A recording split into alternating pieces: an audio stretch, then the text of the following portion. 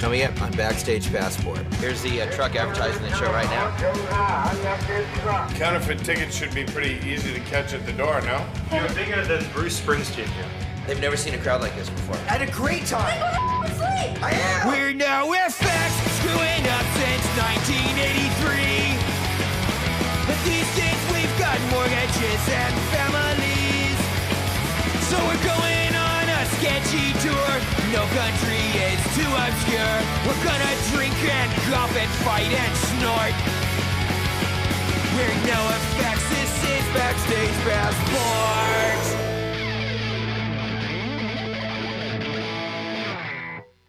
Over the years, we've played a lot of bizarre places. We just got done playing Japan and Singapore, and those were pretty much a cakewalk. NOFX, everybody. But now we're going into weird Asia, countries where American bands just don't play.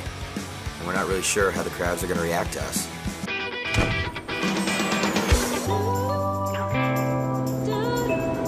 Officially our first Muslim country that we've ever been to. I didn't know this was a Muslim country.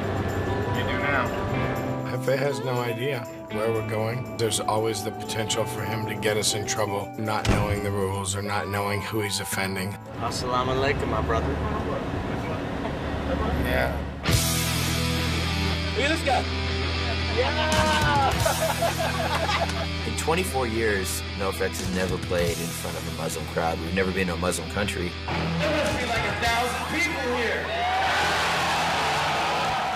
We're known to be an anti-religion, anti-God band, and how Muslims are going to take it.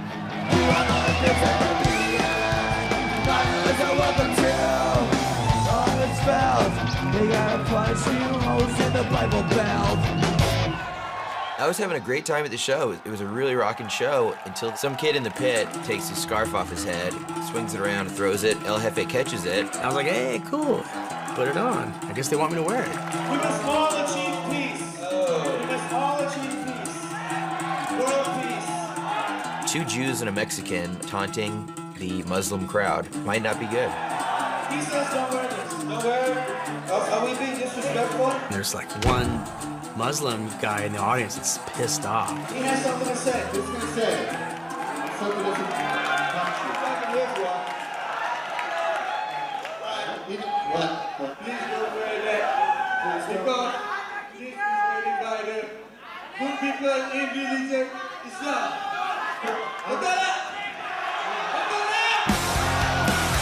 I was definitely nervous at that point. Because I didn't know what he was saying. I don't know what they were saying back to him. Okay. New rules. I don't know the rules. New rules. Let me ask you this. Can we do a song by another band? Is that okay? Is being a lesbian illegal here too?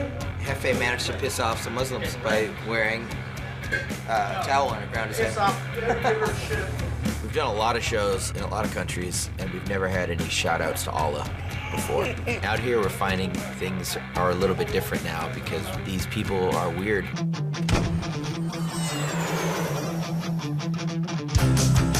Definitely House of Flying Dagger right here. The only other band I've heard of that's played here, they told us, was the Slackers and Ensign. Here's the truck advertising the show right now. There's no alcohol allowed in here. Good. Yeah, very strict. What?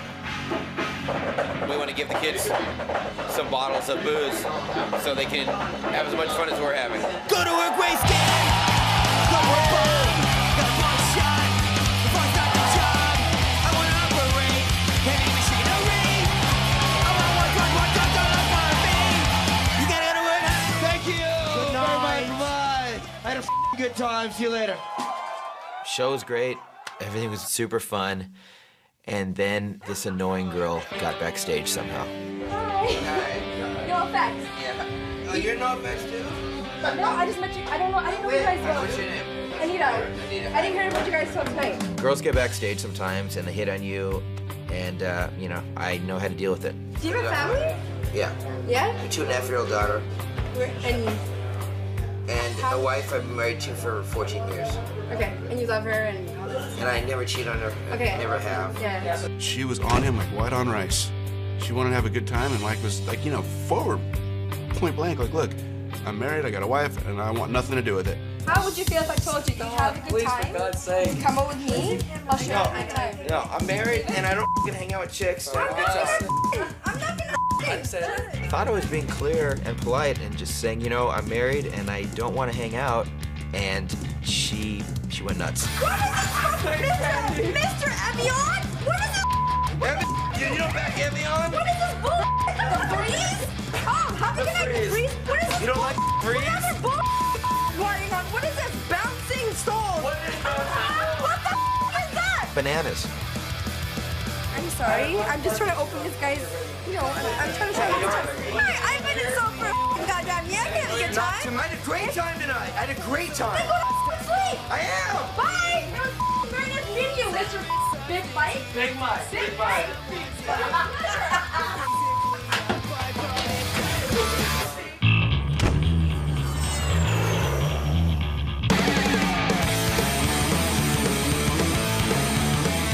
From what we've heard, no U.S. punk band has been to Taiwan, and we really have no idea what to expect. So it'll be good.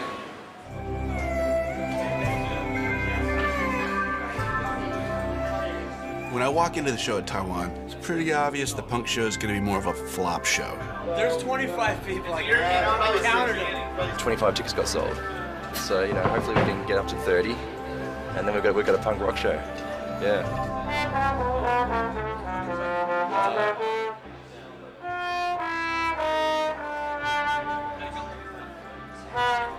So do we have any big NOFX fans here tonight?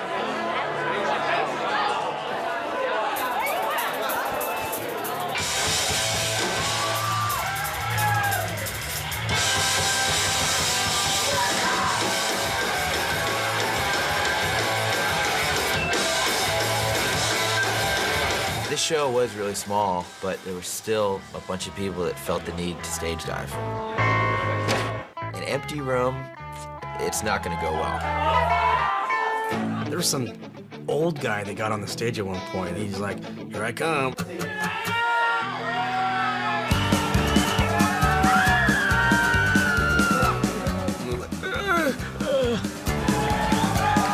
Once this big old 60-year-old man went for it, that was the pinnacle of weirdness.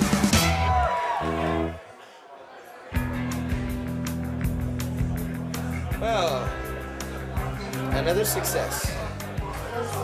Another successful show. We got paid enough to afford that bottle of wine. More, actually. That plus probably the meal. After that show, I'm thinking about maybe I'll start doing landscaping around LA. It was, you know, the smallest show we've done in 15, 16 years. So, You get more of them than you know. show was a low turnout. It was really weird energy, and now we're going to China. We're starting to get a little concerned. You know, yeah, we knew we were going to spend a lot of money on this tour, but when no one shows up, it just seems kind of pointless. Where are ticket sales? You're bigger than Bruce Springsteen here. I love China.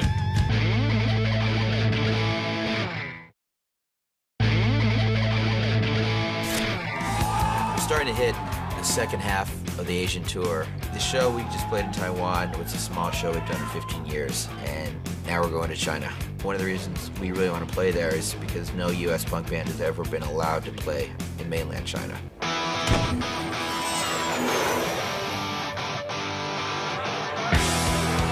We have a press conference in front of 60 different magazines and newspapers.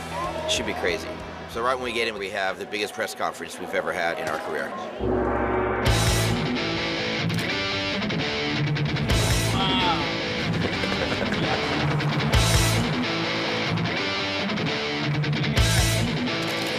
Matt watches 60 for 2.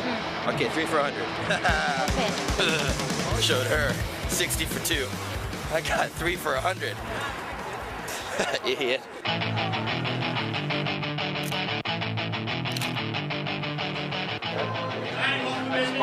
Thank you. The purpose of the interview is to sell tickets because they don't believe we're really here. This is to show that we're really here. Weird. We're doing a press conference in front of 200 million Chinese people, so I felt it was prudent to moon them.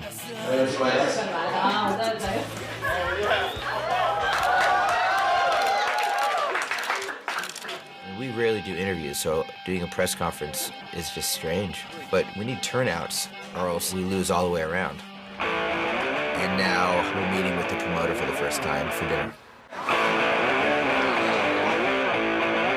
What is that, abalone? Abalone. I think it's a good example of food that is not good, but very expensive because it's rare. We go to the best hot pot in Beijing. Finally, a place we can call home.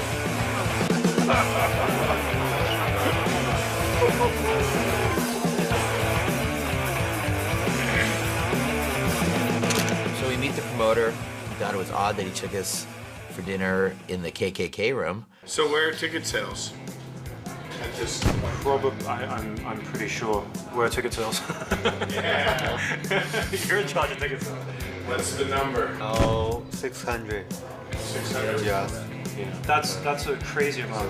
Most people always buy on the day, so it'll definitely sell out. Yeah. I will be more confident in selling tickets for a NOFX show than a Bruce Springsteen show. You're bigger than Bruce Springsteen here.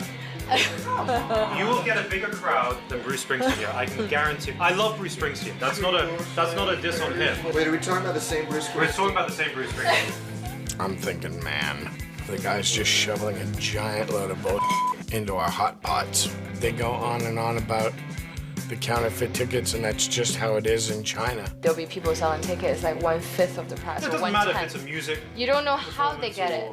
If it's a concert, if it's a like, football show, a football match. They do everything. I love China. See you tomorrow. Yeah, thanks for dinner. All right. This is what a smart person would do. They charm you with dinner, and they'll pay you at the show. I'm gonna have a conversation at 12:30 with Shanwei, and I think I might be able to get my message across. Dinner pretty much convinced us that the promoters were shysters, but you know, we had to just put that behind us and get up and go climb the Great Wall in the morning.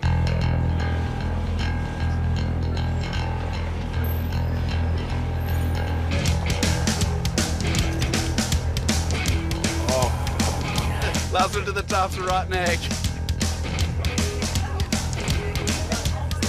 What? Seizure?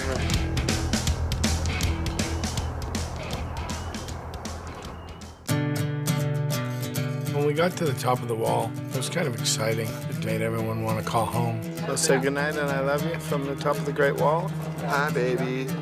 I'm calling you from the top of the Great Wall of China. Hello? Hey, Mama, how are you? I can barely hear you, but I'm on top of the wall. I have to stop and think, you know. I do it once in a while. I'll be somewhere and I just sort of start thinking about some place we were 20 years ago, doing what we were doing. And now it's not really that much different. I guess that's really the most exciting part about going to places we haven't been before, is we don't know what to expect. We don't know what it's going to be like. And that's what it was like in those days, too. Everything was just something new waiting right around the corner. So here we are, still living that. The Great Wall was so cool, but we had to get back to the venue and start dealing with hopefully getting paid for the show. I want to talk about money. I want to discuss the deal because, I mean, you're covering all these expenses. This $50,000 for the venue? Yes. What does that include? That's unheard of. Typically, we're looking to walk away with half of the money that came through the door. Somewhere like Beijing, where we've never been and no one else has ever been, we've got no history. So who knows? Maybe the rent is $50,000 for that venue, and maybe monkeys do fly out of my butt. If you're paying this much to a venue, there should be no way anyone can get in free. So they should not. No one should be getting in free. You know what I mean? Yes. You understand? They've never seen a crowd like this before. Everyone's trying to scam counterfeit tickets to get in. Counterfeit tickets should be pretty easy to catch at the door, no? Not the way the Chinese do it.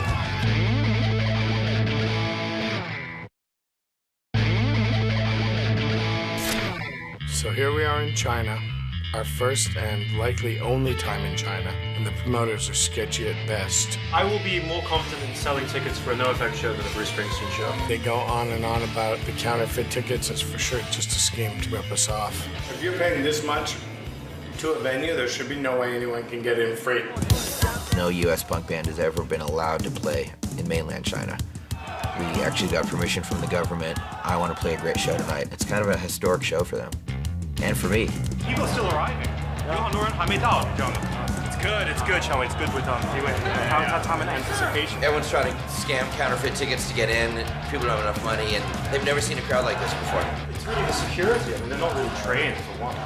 They're not really trained to notice what's counterfeit, what's not. I don't really see why it'd be any different than anywhere else, but it's part and parcel of ticketing culture in China. Every event we do, it's always the same. Counterfeit tickets should be pretty easy to catch at the door, no? Not the way the Chinese do it. Yeah. The cards are all in his hand. He's going to give us what he's going to give us. And we're going to either leave happy or go to your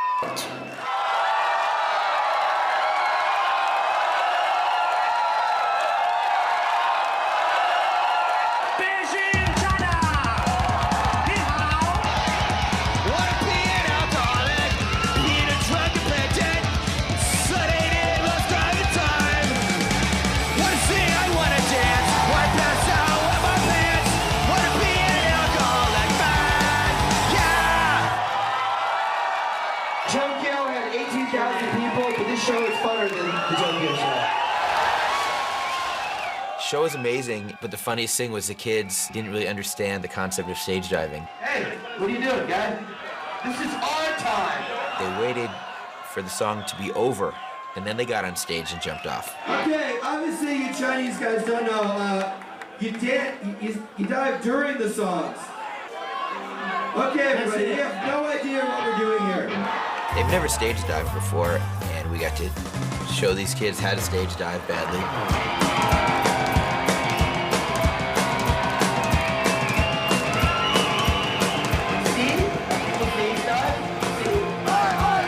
Kids finally learned how to stage dive badly, which is all you really want.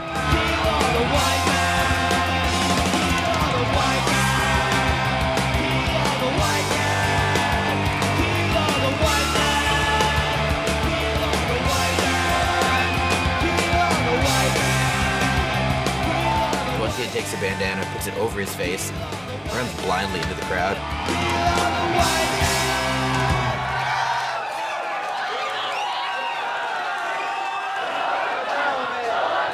It felt like a 1982 punk show where people had never stage dived before and they were just going for it, and it was amazing. Every time someone got on stage, they're like, it's historic. It's the only word that comes to mind. This was the best show we ever had in Beijing. Best. I'm glad the show was awesome and exciting, but I'm pretty focused now on trying to get some money out of it. Tell me 400 people got in on bootleg tickets and guest lists? No, not 400 people. And that's a minimum. I could see that being 1,500 people. I mean, that's a big room. So, I don't know. I mean, you need to figure out how to get actual numbers. I mean, I want to know facts. Yes. But all that's not I don't understand. Yes. Right. So you got nothing for me. No money for us. We get nothing. We come here, we pay everything. Sean Way, he's just totally stonewalling me and I'm getting nowhere. We put out all this money to do this thing, and the least they can do is help us recover some of that cost. I want to know some numbers. We have to, I mean, it's going to be a lot of chasing and all that stuff. Really not that complicated. They all paid cash to get in the door tonight. That should be all your money. This is the thing. You're going to be lucky to get on Monday, like reports, like figures. Your attitude towards it to me is like, oh yeah, it's counterfeiting. It's just something we live with. That's the way you're talking to me, and I'm like, you're crazy. Kent's arguing with the promoter about how the show was completely packed at $20 a ticket, and he really doesn't want to give us any money. I might look. Thank you guys for coming here and losing money to do the show. That was awesome. I don't want to get silly. Lost a lot of money in China, and I don't care at all. The show was amazing. We had a great time. The kids had a great time, and that's what this is all about, really. The whole Asian tour was worth it for tonight. It was Beijing. There's no fun. There's no fun. There's no fun. So we're in the airport on our way out of the country, and I get an email from Sean Wee detailing exactly how much money they lost at the sold-out concert in Beijing. Beijing report. In the inbox. Please see attachment for the Beijing report. Eventually, we got a red ink. Eventually, they got a red ink. Took a lot of manipulating, but eventually, Beijing got a red ink. Ooh, so we owe them money. That's a bummer.